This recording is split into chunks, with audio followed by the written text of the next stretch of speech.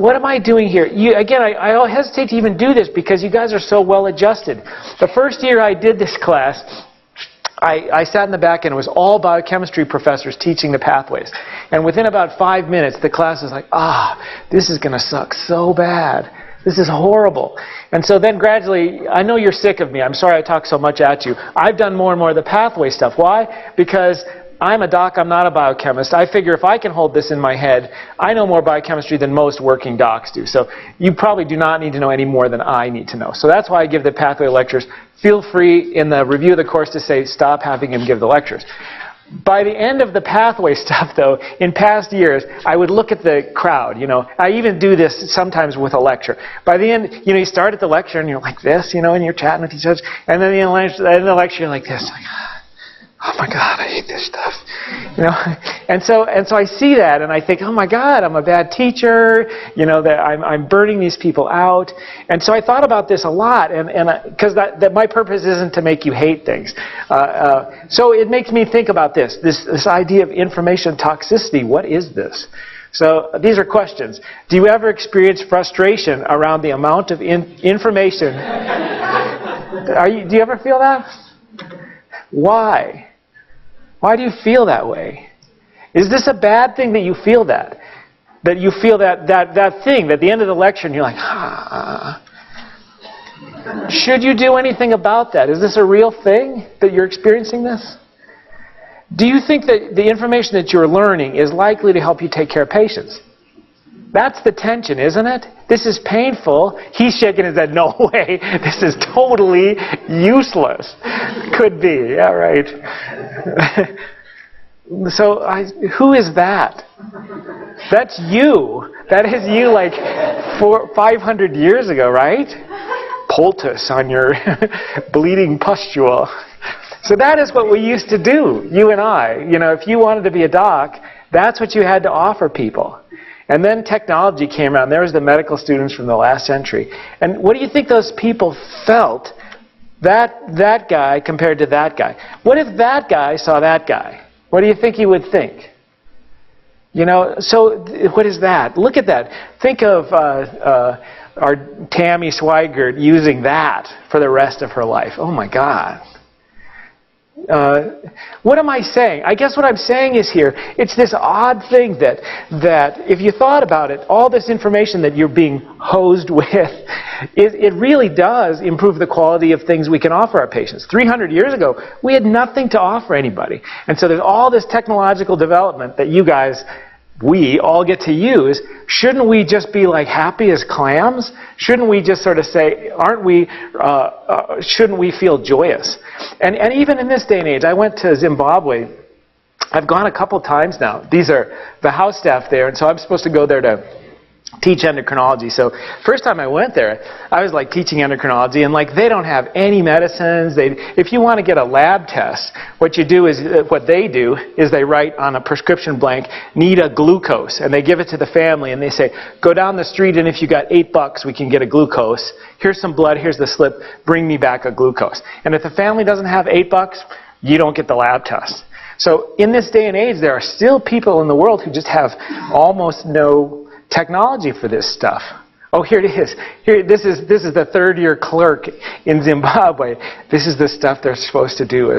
I love that little list of tasks that they did. So what is information toxicity?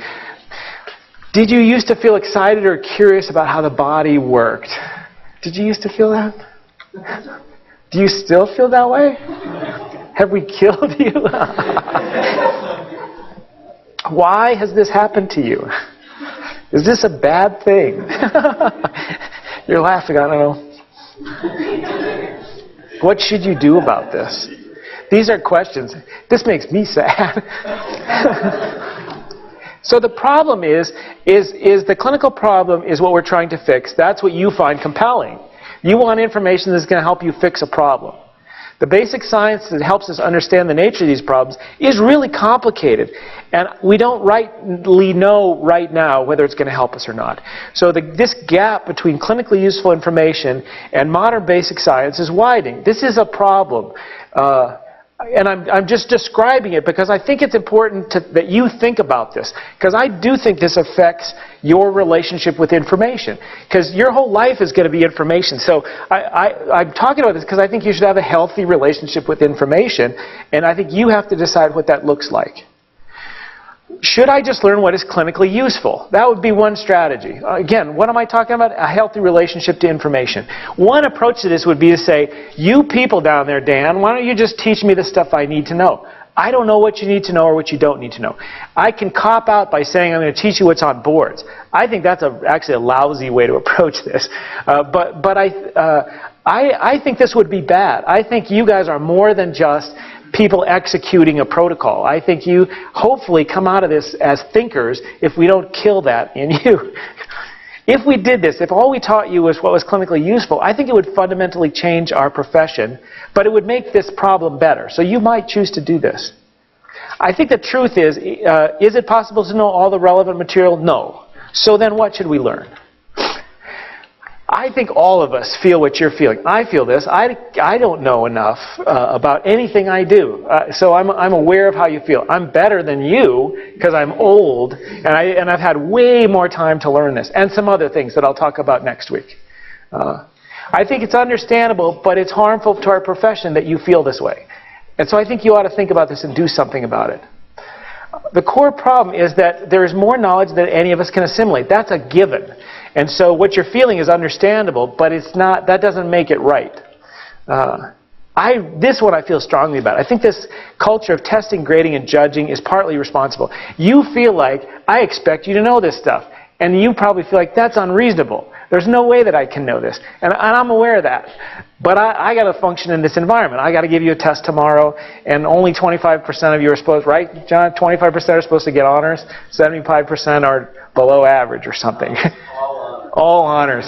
Everybody's above average. I think the point of what you're doing here is I think you're supposed to be learning stuff that hopefully will be useful for you, and you should not get so burned out that you hate learning anymore.